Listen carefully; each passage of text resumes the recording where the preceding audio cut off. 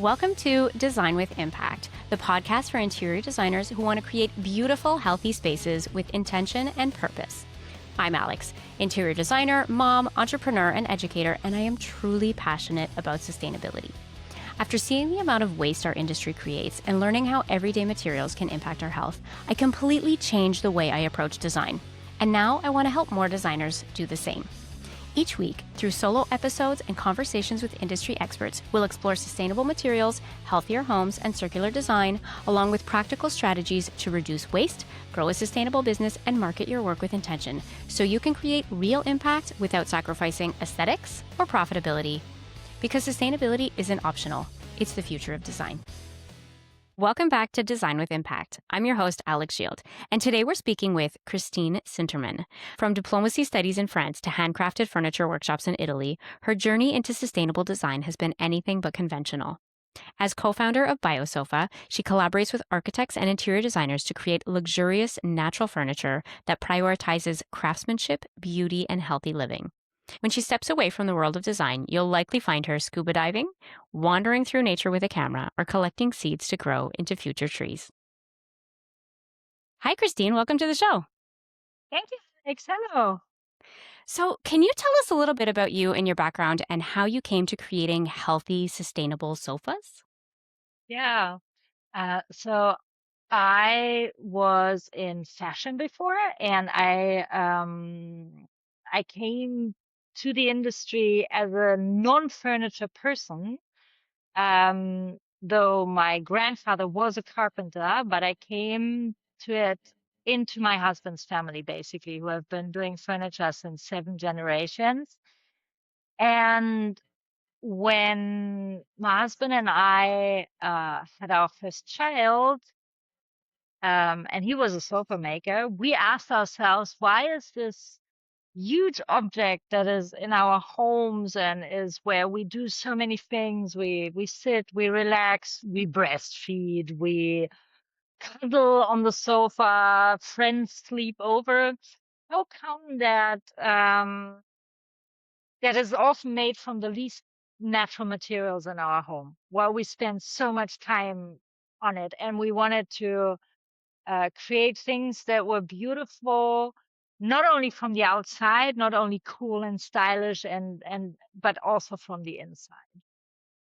I love that. So, was there a specific moment when you realized that conventional furniture had a sustainability and a health problem?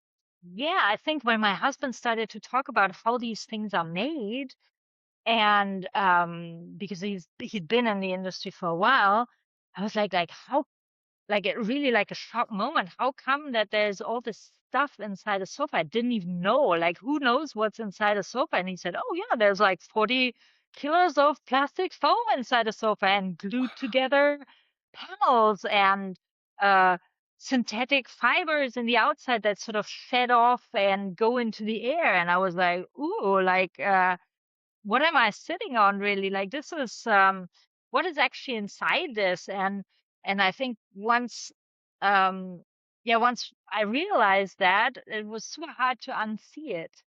Hmm. Mm. So then, if we were to cut open just a typical mass market sofa, what would we find inside? The biggest part is polyurethane foam. Like, Mm. the foam is that is inside nearly every sofa is made from petrol. And Mm. that is the biggest part. It's like a huge block. And that huge block is mostly glued onto plywood or chipwood, which is made with glue to hold together all these panels, and then it's glued once more. And sometimes there's even formaldehyde in these resin-based panels. And yeah, that is basically the main part, the chipboard and the polyurethane foam. Then you'll have often a layering of another type of plastic, which makes it a little bit fluffier on top. And then comes the covering. And mostly, since it's important that the things endure, they are like stain resistant, made stain resistant through extra chemical treatments. and they're mostly made of plastic. Then you have plastic feet, plastic zippers, Velcro.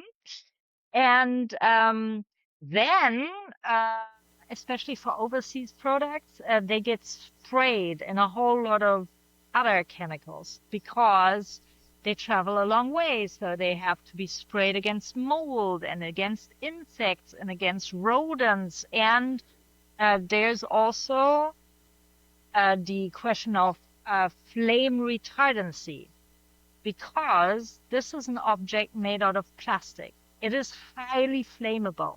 You put a match to it, it goes up and like literally, I mean, like, so in order to make it safe for our homes, they spray it with flame retardants, or it's worked into these materials.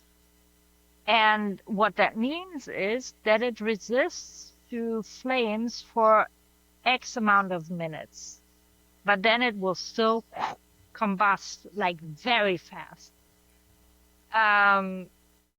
There's a video we found of a New York fire department actually, who set up two rooms side by side. They were very similar. Like there's a sofa and there's a chair and there's a lamp and a little side table. And one was like standard materials and the other was like natural materials, like an old-fashioned sofa made with belts and wood, and the table plain wood, and an old-fashioned lamp. And then they put fire to it. And you see that the net is horrible actually. Maybe we can link it later.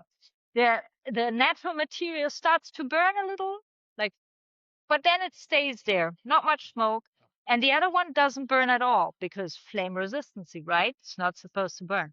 And after 3 minutes, which is like the limit time for this type of stuff, it just blows up. It's a Wow. and there's smoke, and within, I think, 8 minutes from setting flame to it, you have what the fire department calls flame over, like total flame inferno, which black, gray clouds of smoke. You cannot see the furniture anymore. On the other side, 8 minutes, 10 minutes, like still burning, little bit of smoke. At some point, the curtain catches, but seeing the curtain is linen, it burns slowly, little bit of smoke. Wow. Half an hour, 1 hour. It's still like it's still a situation. You look at it and said, "Oh, I can run out of this, or get help, or even try to extinguish it." And the other one, well, I weird Wow. off topic, but this is really that is something we discovered like 3 years ago. Like it was an advantage of natural materials we didn't even take into account. We were like, Mm. yeah, okay, we're doing this thing for our own other reasons, for circularity and for health, but that is another aspect that is so interesting. That is very interesting. And yes, okay, if you could send me the video, I'll link it in the show Oh, notes. absolutely. Yeah, yeah. I was speaking to somebody recently and we got talking about materials, and essentially he was saying that the materials that we're using today, if your house catches fire, somebody will likely, like if somebody's going to die in a fire, it's not because they got stuck in a burning house. It's from inhaling the fumes of all of the toxic materials that we have in our home. Um, and it's something that we don't think about when we're purchasing furniture, right? And if it's sprayed with flame retardants, then we think, oh, we're safe. But I'd love for you to, okay, so you kind of touched on what are the common materials that we have sort of in conventional furniture, but what are the concerns from a health or a sustainability perspective for those who don't know about, using petroleum for foam, etc.? Well, um, this is all, at least in Europe, it's highly regulated. Like the amount of formaldehyde that you can find in the panels and all of that is regulated, meaning there's certifications on all mass market products, and generally they should be safe for the public. Like there's no hidden menace lurking, obviously, on the shelves. But what can be said, I think, is two things: people who have allergies against certain chemical components and who are very sensitive, might might do better with natural materials that don't have these things inside. And if you look at it also from a general health perspective, a sofa is nearly impossible to unmount and to dismiss because it's all glued together, or Mm. at least the traditionally made ones are. Like it's all a big mess of different wood, chips, plastic, synthetics, zippers, Velcro. Like it's all a big mess. Different types of plastic. It's impossible to disassemble. And then it goes to landfill. And what it will do, it will break down into microplastics and cause problems, health problems elsewhere, because it goes into the groundwater, filters in, and then it's right in our food chain. And that's not great. And there's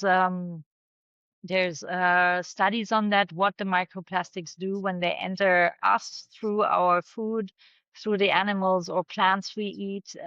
You can take blood from normal people, you'll find microplastics in the bloodstream, and it's just not a very good situation. So then, if we cut open a biosofa, what would we find inside? What we started out with was this impossibility to really disassemble a sofa, like that it's all together. And we thought it was somehow unfair because there's producers producing these huge things that cannot be disassembled. And then at the life cycle end, it lands in landfill, but it's not the producer pays the price or carries the burden, but it's all of Right. us, like, right? And and we thought that was not good, and that a sofa, it should live super long and it should be repairable. Like we thought that if this thing is so complex, it should live for a long time so that it's worth it. And B, at the end of its very long life, it should disappear without a trace. So we say we cannot put anything into it that doesn't disintegrate ultimately under certain conditions. Obviously, it won't disintegrate in your living room. Like it's sofas that are made to last for 50 years or longer. So what we put inside is only materials that I could throw into the forest without second thoughts, and that under rain, bacteria, little worms, etc., would then totally disappear. So there's a solid certified wood, 100% natural latex that is a caoutchouc, and comes from the Helvea plant. And latex has the same properties as foam, or very much so, but only the material is totally organic. If you take 100% natural latex, because if you take only natural latex, there can be, I think, up to 20 or 25% petroleum Mm. inside. Like there's a tricky business of naming stuff, the fruit juice, that's not the fruit juice. Like there's the same with Mm. the natural materials. Then inside the cushions we have, oh, I've got some here. Look, like for example, there's a layer of, I don't have any latex. Oh, I should have brought. This is, for example, linen cotton fluff that we have made for us. It is felted, and that will give you an extra layer of softness on top of the big sofa cushions. We also have the same material that we've woven into like little mattresses, like this is a small cutting, so that we also use in our production. This is a workhorse. This is jute, you say? I think in North And America we call it jute. jute. Thank Jute. you. But maybe in So we Europe have it's jute. no, jute, yeah. So we have jute, and this is an amazing material because this is the same material from which ropes for ships are still made. Like the huge ones, they're not made of plastic, they're made of this stuff Mm. because they're super, super resistant. And we have this, and we have also belts of this that are under the sofa because the jute belts, they last over time. They don't move. Like you can move huge ships with them, and they don't extend. They carry enormous loads, as opposed to the plastic ones, which are commonly used, which will over time like lose their bounciness and just sad. And then we also work with wool and kapok. Kapok is a natural material, is like comes from a big tree, We work with linen and other organic fabrics, and we also use metal parts. But metal we don't mind so much because if you leave it in the forest, it won't do no harm. Like it's just there, and then at some point it will rust and disintegrate. And on the other hand, there's a own economy of the metal, meaning that people will pick up metal and will recycle the scraps, and there is a value to it that makes that it doesn't really go to waste, but people will pick it up. Hmm. So that's what's in there. Like the idea is basically that nothing that's in there should feel like a dirty secret. Like, and Mm, you can open everything and yeah. I love that. That's so good. And I feel like we spend so much time on our couch. We sleep on our couches. We have our family nights on the couch. There's a lot of time being spent there. We should prioritize the health and the materials. So besides the materials, what else makes your sofas sustainable? For me, sustainability is really strongly linked with durability Mm, because if you buy less stuff, then you're more sustainable. So the sofa has to last and it has to last for decades. Like I have a bed in our house that comes out of the hotel that my grandmother had. So I slept in wow. this bed as a child and now it's in my home and it's super solid. It's made out of wood. It's got a spring system and it's still there. And I think furniture should be like that. So for me, durability is sustainability. That is one part. Then the other is also for durability, but it's a nice feature. All of the covers are removable on the sofas, or except for one model, which is extra curvy and it doesn't work on that. But all others, they're removable because life just happens. You got children and dogs and coffee and guests, and you're in a real home. You're not like in a showroom setup. So cleaning and renewing should be possible. And for me, that's part of sustainability. So we build in a way that you can always maintain and repair the sofa. uh Somebody tears a cushion, you can get a new one, and it should not be like a closed system where then you have to throw away the whole thing just because a tiny little foot has broken because you scraped it across the floor or whatever. So so it's not like for us, furniture is not a disposable product. It's Mm. something that you repair like your house. Yeah, and I think the number one reason that people throw away their sofas is because they are stained. So having the removable washable covers, I have washable covers on my sofa, but only the seat cushions. So I have two young That's already kids. something. Yeah. It's something, but I can take off the seat cushions and wash them, but then I can't wash the back, the two back cushions, which is a shame. But anyways, I love that you guys have the removable slip covers. I love it. It's Yeah, I mean, awesome. I was a young mom when I started this, and I was like, has to be removable. Like, no Yeah. way. Yeah, for sure. Hey, my friends, I have been working on something quietly behind the scenes, and I need your input. I am creating trainings and resources for interior designers who want to learn more about sustainability. And I want to know, what are your biggest pain points? What do you want to learn more about? What types of resources would actually support you in your projects and your business? If you could spare a few minutes to complete the survey, it would truly mean a lot to me. You can find the link in the show notes.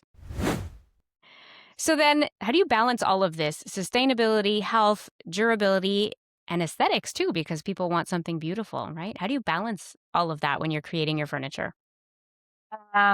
It's not always easy, but the like the beauty cannot be separated from how it's made.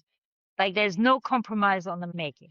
That is the first. We wanted to make furniture that lasts and that can go back into nature. And these two things we like pursue absolutely. And then, of course, there's the Italian flair. Like we're here in Italy, we're in amongst the biggest design firms in Europe or also known worldwide, and we get influenced by that. And if it's doable, we'll do the beautiful thing on the outside also, obviously. And customers come from like there's some other sustainable brands on the market for sofas, but they look extremely green, and we don't. We look like Italian luxury, and I love that, but it does come second. Mm, Though we'd rather renounce to design and say, no, this is not doable, rather than put something out that is not stylish and not nice. Because in okay. the end, you do have it in your home. But Yeah. the construct, like, if it's not doable in a sustainable way, we will not make it. Then we don't have that design. I love that. You stick to your values. Yeah, well, it's like we sell 95% over the internet. So if you can't be trustable and if you don't do what you say, I find it impossible to do business that way, especially if you're very transparent about everything and clients communicate amongst each other, etc. All is open. You got to do what you say you're gonna do. Hmm.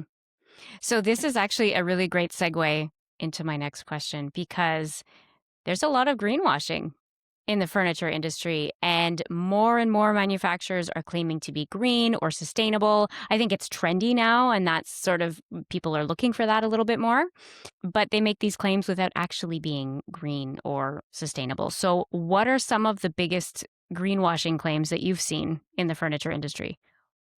What I've seen is that people say it's eco just because a tiny little part is recycled or green, etc., while the rest of the sofa is like still conventional foam and plastic, but maybe it's got this wooden element and then it's eco.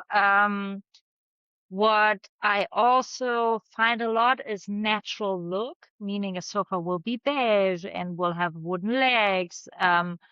But actually, that doesn't mean automatically that it's sustainable or healthy just because it looks a certain way.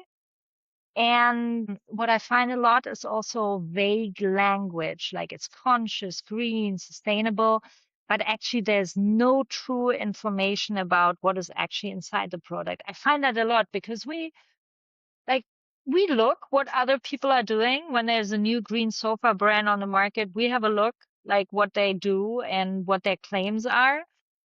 And more often than not, we have to phone them to find out because it's not visible on the website. It's like super opaque. And then sometimes we find out that they're actually serious and they give us good information, but they don't write it. And I don't like that so much because if you cannot say, we use only this type of material, if you won't put it in written form, then why would you tell me over the phone? I don't know. It's funny because I'm exactly the same, and I see something that's new and green and sustainable, and I get so excited. And if I can't find the information, I will ask the question. And Yeah. sometimes they don't answer me or they don't have an answer, but I'm always asking because I dig Oh, a or little they deeper than just their claim of being green or sustainable. or there's like side alleys that are taken by very big corporations. For example, Mm. I found out once FSC is a certification for wood, for sustainable harvested, reforested wood. And it's very useful certification. So this company claimed that all their wooden parts were FSC certified. I was like, "Oh, that's impressive. Like, good, like, oh, I do that, And actually, um, this company directly produces only children's toys, and those were FSC certified. All the rest of the furniture, etc., is produced by third parties, and these third parties only have a general policy adherence to prove where it is recommended that they use FSC, but they're not obliged. Wow. So in the text, there Wow. were, and I was that really stinks. Like, how Mm. does a consumer get through this? Like, if I had to Yeah. buy a sofa today and I didn't know about you or me, what would I do? Like, Yeah. it's impossible to find Hmm. out the truth of anything. Yeah. And I think a customer wants to do the right choice. They want to know, but only up to a certain point. Like if you're a busy mom and you need a new sofa, like you cannot go chasing for half a year about what's what. Like and then people just will not find out because it's too difficult. And I think I think ultimately it's a question for government Mm. regulation because this is just not fair. But Yeah. stop. So I use this analogy a lot, but I talk about walking into a grocery store, and if you're looking in the produce section, you have your organic produce and your non-organic produce, and you can see the price difference, and you can go home and educate yourself and decide what's right for your family.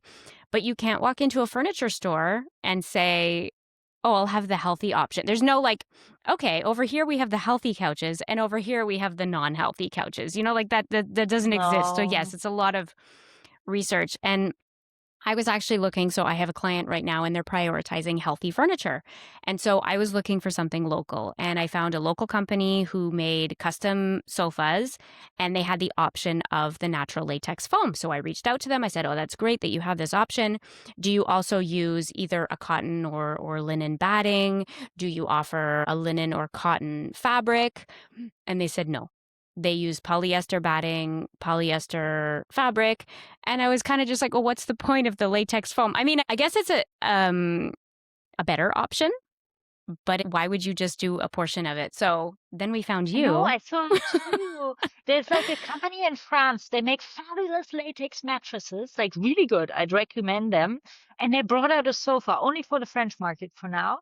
And we looked into it, and actually the seating part is natural latex, the sides are plastic.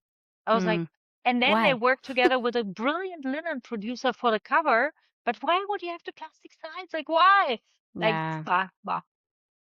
But it's hard. It's hard to find the materials. So you've been doing this for years. I don't know how long it took you to, like the batting that you were showing us, that's probably produced just for you guys. Like you probably found a manufacturer and said, "Can you make Yeah. this for us?" Right? It's not something that's available. I also reached out to custom furniture houses in Montreal and I said, "This is what I'm looking for. Can you create this with these materials?" And every one of them said, "No, we don't work with those materials."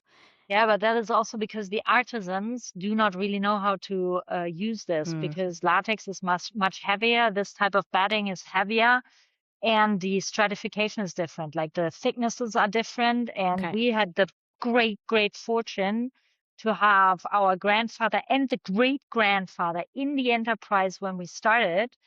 And they knew how sofas were made before the plastic foam. They were Mm, pulling out old manuals from the 30s and 40s wow. and 50s and went like, "Oh, look at this." And then we sort of developed the methods to layer it so that it becomes really soft and comfortable, because Mm, that's super important. I mean, you can do a futon anytime, right? Like a wooden frame with a futon-like mattress, which will be cotton and will be natural. Only it does not quite have the comfort we're used to now with modern sofas. You want to do something that is a little bit thicker, a little mm, more bouncy, and then you got to know how. And we were very lucky, and we train our own people. Like we mm, train them how to stratify, and they learn it from scratch with us. And oh, my husband David, he started the company in 2010, 11. We had the first big furniture show in 2012, and they are getting better all the time, and we're learning new stuff all the time. Like right now, we're on the packaging. Like I want to find a plastic wrapping that is made out of organic materials and that will disintegrate after a couple of months, or that mm, better, even that is compostable. And I'm having trouble doing that. Like I'm trying to find somebody now because we're getting into the nitty gritty of more detail. Like there's something to learn every single day. Like it yeah, never stops. It's yeah, never perfect. Like we continue, no? yeah. And then you learn something new and you say, "Oh, this is not good anymore. Okay, let's find a new, a Oh, new." totally. But in the Yeah. beginning, for example, we used foam that was half made out of petroleum and half made of out of green oils, Mm, yeah, I've seen those. Yeah. because we thought it was already better to use Yeah. a renewable rather than just the petroleum. Then we went into latex. Then we went into this. Then we went into that. And it's a continuous journey. But I think you cannot if you're a perfectionist, you can't make it. You have to see it as a road. Like we're on the same road. Also, when you ask about the greenwashing, like even if they only have the little wooden feet, it's better than the plastic feet. Like even if a little part is sustainable, that's already a step in the right direction and better than nothing. Or if you have a linen cover, is better than the synthetic cover, even if it sits on top of a plastic sofa. It's like, okay, like, Yeah. Baby well, you steps. know, baby steps, we're getting there. Right. So then, when designers are shopping for sofas and upholstered furniture, what are they usually paying attention to and what are they missing?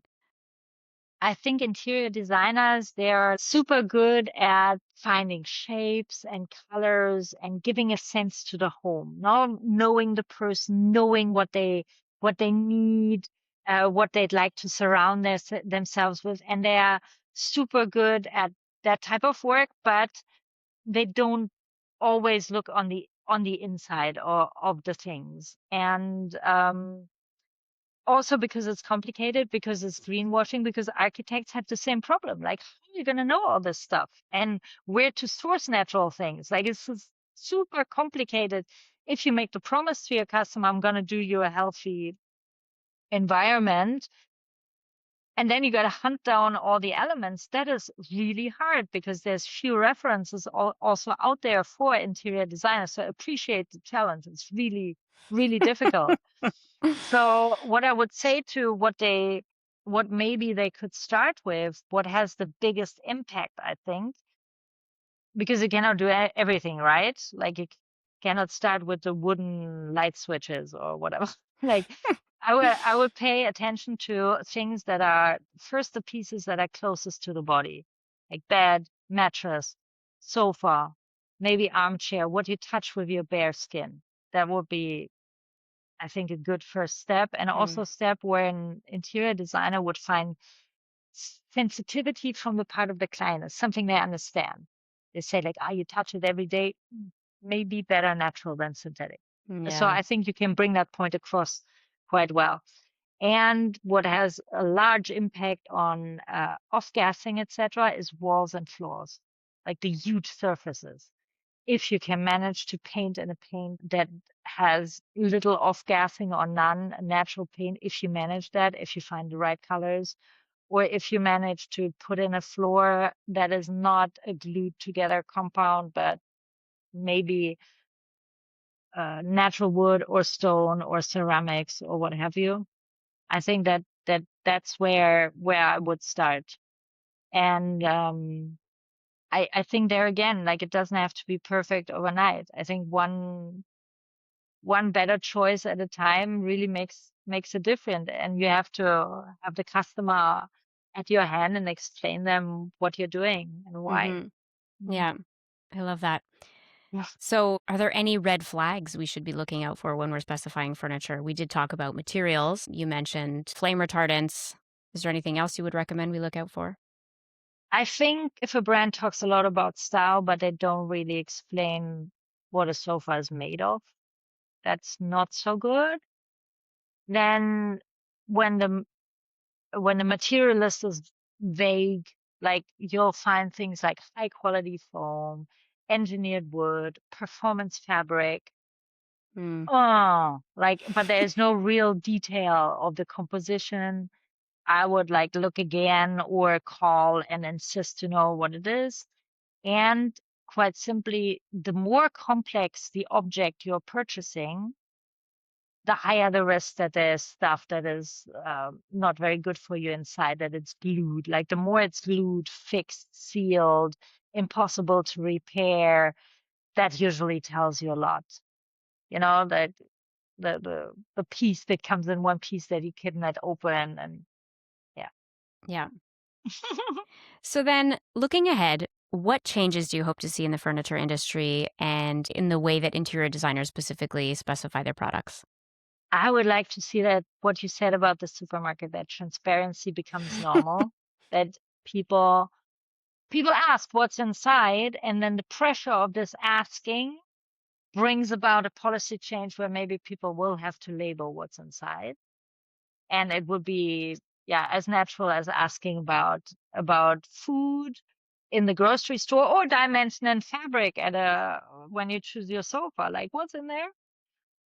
And I think I'd like designers to be a little bit like health guides too, and not just aesthetic guides, because Mm. I mean, you guys, you've got this unique chance. You shape the environment. You truly create homes for people where they live in every day, and that environment has a chance to be sane. And I think this enormous chance. And yeah, that I would really love to see. And I think we're seeing that already, but I'd like to have it confirmed. Like in fashion, we had this fast fashion trend, no? That people buy at enormous speed, more and more, discard the clothing. It goes all into landfill or is shipped off somewhere overseas where people don't use it either, by the way. And you think you're donating it, but actually it gets like thrown away and things. And I think this fast fashion is already very bad. But I've seen this trend in furniture too, fast furniture. Mm, Oh, that's cute. I'm going to buy it. yeah. And then, oh, it's broken. I'm going to toss it.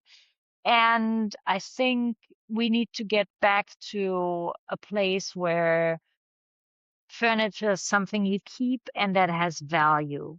And it's not a fashion object. It's Hmm. more like your house. It's walls and couple of good pieces that are in there, and you're going to keep them. And if you have to reupholster or if you have to repaint them because you don't like them blue anymore, you want them red, then that's it. But you keep the same because it's well made. And I think in the long run, it will not only be more economical in the long run, but it also will add to our sense of belonging and our sense of place. And our character and the items being passed down from your family, this was my mom's or this was my grandma's or that's special too and gives a special type of charm as well to your home. I think we moved away from it, but it's really, really recent. Like we Yeah. used to have that, like you would marry and set up house and your family would give you furniture because it was super valuable and then you would keep that furniture. And I think that's the right approach. Yeah. And I think I'm also seeing a change, especially with our customers, that status does not only come from like the glitzy thing you show anymore, but having something made especially for you that fits you, that you're gonna keep. I see that in our customers now, and I love it. And I think that's the right direction to comprehend also luxury Mm, and what we want to spend our money on. Mm. yeah, I agree. So before we go, you have an offer for our listeners. We put together a natural furniture guide, which is sort of something that you can maybe print out and take shopping, which lists exactly the materials to look for, healthy materials, but also maybe warning signs, and that explains a little bit what you can do when you're looking for furniture for your home to keep it safe and what are good labels to look for, just as examples, and takes you a little bit by the hand. Okay, And perfect. So I will add the link to that in our show notes. Thank you so much for joining us. It was so great chatting with you. I love the story of your business. I love what you guys are doing. If our listeners want to connect with you, where can they find you? well, they can find me via our website, biosofa.com. And there is a phone number, a WhatsApp number, and an email on that website. And if you write to us, we'll respond. Okay, wonderful. Well, thank you so much. Super happy. Thank you, Alex. That was fun. Loved It it. was fun. Maybe we'll do it again soon. Thank you so much for listening. If you enjoyed this episode, I would love for you to follow the podcast, share this episode with another designer so we can make an even bigger impact, and leave a review so more designers can find this podcast and we can continue to grow this community. Also, I challenge you to take one sustainable practice from this episode and incorporate it in your business or your next project. And I want to know what it is. Send me a DM over on Instagram at designwithimpact_. I would love to hear from you. Thank you for being here.